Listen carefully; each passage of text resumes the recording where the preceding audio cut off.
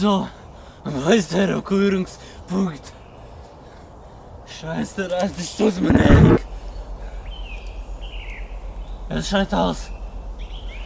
Wer ist vor dort sein? Bald sollten sie kommen.